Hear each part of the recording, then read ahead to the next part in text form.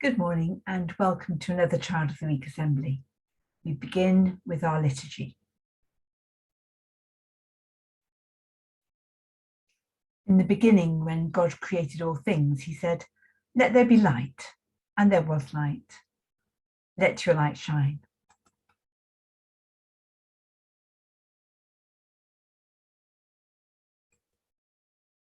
God is light, and in him there is no darkness. Let your light shine. Jesus said, "I am the light of the world. Let your light shine."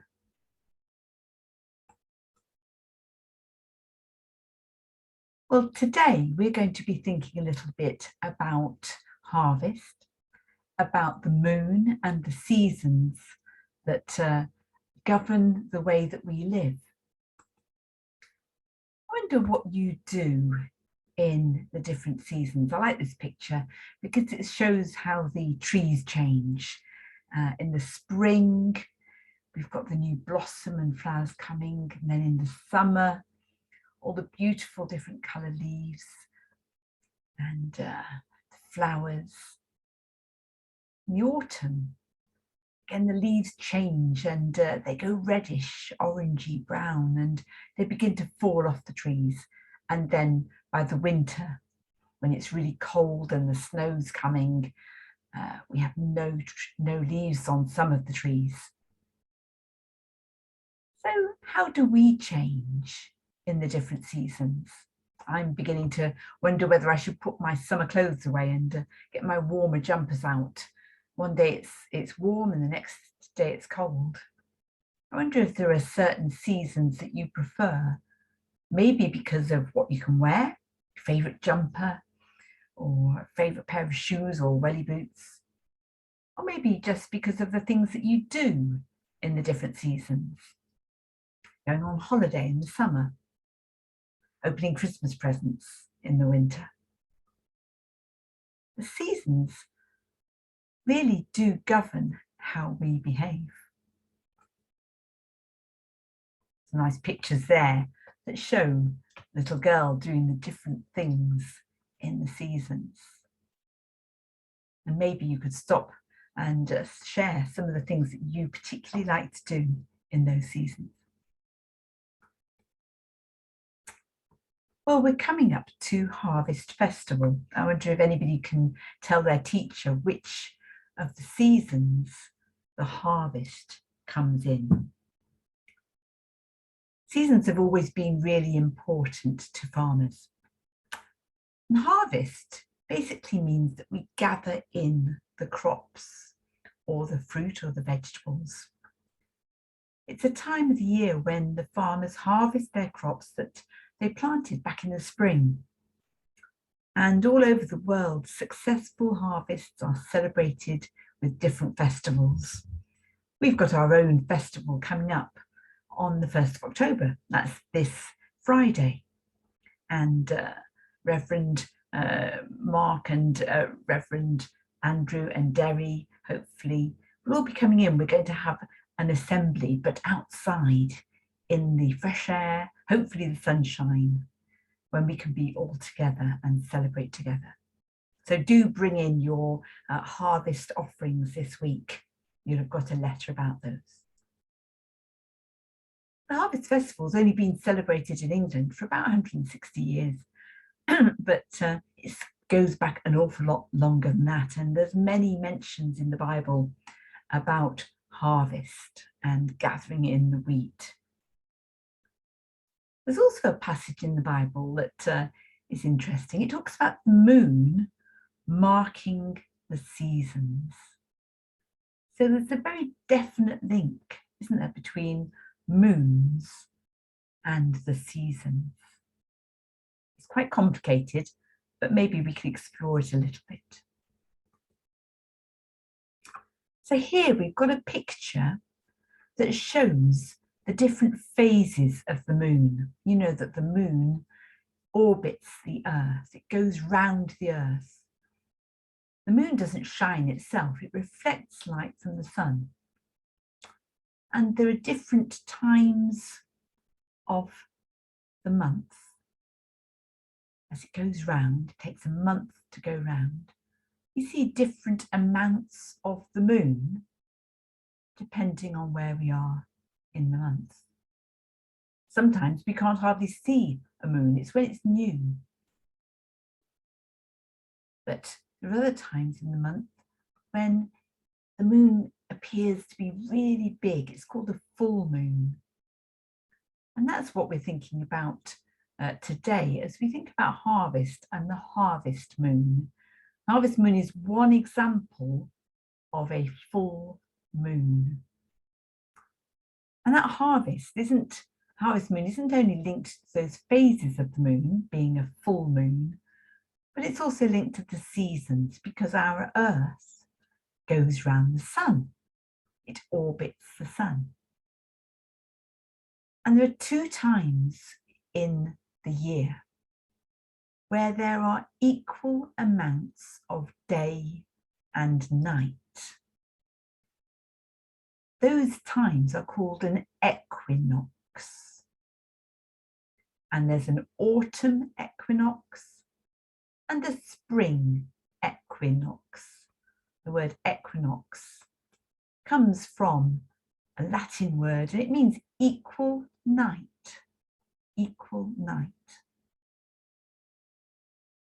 And the harvest moon is the moon that is closest to the autumn equinox.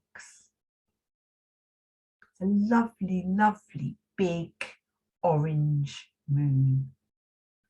And it occurs closest to the start of the autumn when farmers would have needed to start their harvest. And in the olden days, they wouldn't necessarily have had the sort of lights that are available now to farmers on their machines. So they needed that extra light from the bright full moon to get their harvest in, as the days then began to get shorter as we went towards winter. So people could work later into the evening to get their harvest in, to get more of the crop collected. And they'd be able to see what they were doing for a bit longer. Often, a harvest means there's going to be plenty of food for the months ahead. But there are places in our world where there isn't a good harvest, maybe because there's been too much rain, maybe because there's not been enough rain. Our first harvest festival in the UK was introduced by this gentleman here. His name was Robert Hawker. He was a vicar in Colmer, and he asked his parishioners, his people that lived in the little village where he worshipped and led his church, he asked them to bring in their extra fruit and vegetables so that they could share those goods with the people who maybe were poor and didn't have enough to eat. And so the whole idea of a harvest festival began. The harvest moon reminds us that those changes in season and nature have such an important part to play in our lives. As I said at the beginning, the seasons affect what clothes we wear. It affects what you might do. You might go out and play in the light of the evening if it's summer, but maybe in the dark of the winter, you might want to just cuddle up on a sofa with some hot chocolate and watch the telly. Harvest reminds us that the way in which we work with nature helps to get food from the fields to forks and into our tummies. And we remember those people who don't have enough to eat. Those people that we should share our plenty, what we have, with them when they don't have enough. Let's not take nature, our moon, the seasons for granted, but remember that we should share with each other. So let's have a time to reflect. How do those seasons affect you?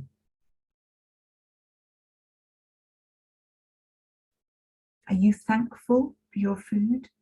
Or do you complain about it, and maybe you don't get the dinner or the pudding that you particularly wanted, and you complain? Think about those people who maybe have the same food over and over again because that's all there is. Or maybe they go for days without food because there is none. How can you demonstrate that you are thankful, that you are grateful for your food?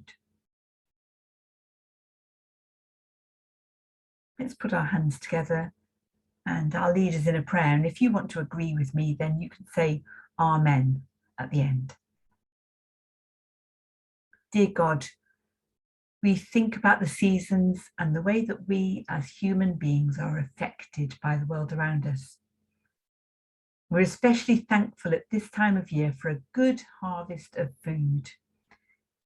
We think of those who don't have enough food in our own country and for those around the world, people who are refugees, people who are living in places where there's been a drought,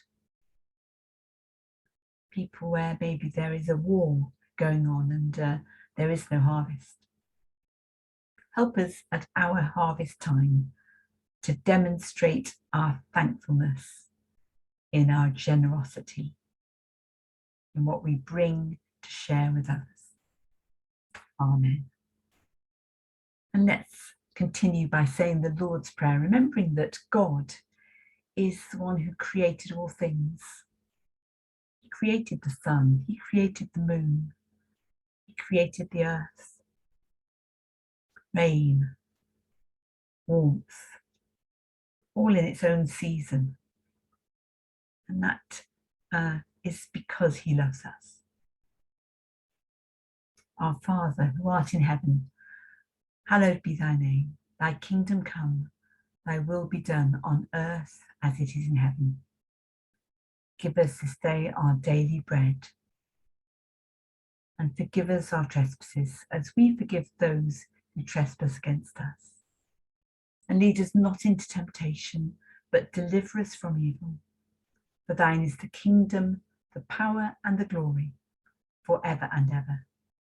Amen.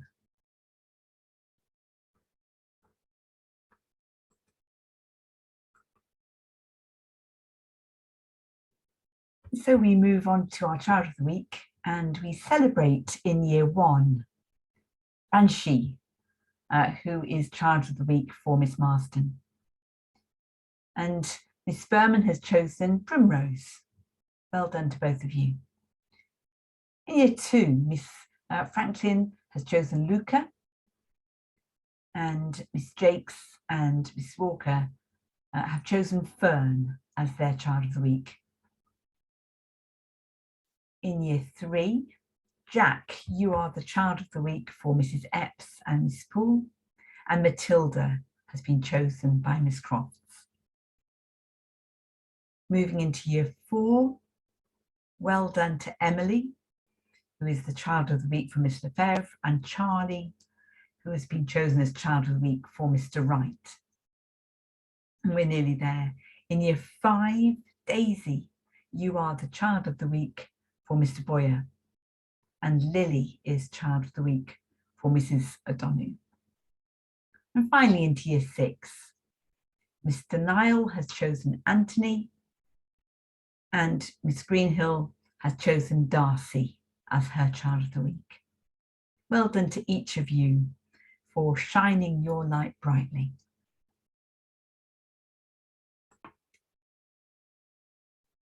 And so remember, as we go into this week, remember to be grateful, to be thankful for all that you have. We have so much in this country compared with some people, so much to be grateful for. And do bring in your harvest contributions, the tins and the fruit and vegetables, things that we can share with our neighbours and give to the food bank as well in Winslow. And we look forward to our celebration of harvest on Friday, hoping that God will be good to us and we will have sunshine so that we can stand out together on the playground.